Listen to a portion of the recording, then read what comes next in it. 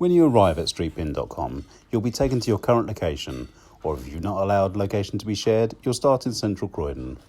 You can instantly view any content on Streetpin, and when you're ready to create content, you'll need to log in. Click your profile to get started. If you're a new user, click the sign up link. Fill in some basic details and choose your unique username. Agree to the terms and conditions and click sign up. We'll then send you a confirmation mail. Click the link to validate your address and you're done. Welcome to Streetpin. Now for your first post.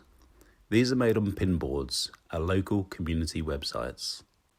Pins on the map show where the communities are based. Click a pin to see the title, then click the green arrow to visit the pin board. Once you're signed in, click the green pencil button to create your post. Add your post content and select your category. These are the only mandatory parts. Then add your descriptive tags, choose how long it should show, and add an image if you like. Your post now appears on the pin board and will expire whenever you've set it to. Users can comment on and like your post. You'll get a notification if alerts are switched on. That's it. You're now ready to start creating posts. There's also a green comment link at the bottom of each post, so create, reply, comment, and give the odd like or two. There's more help in the how-to section.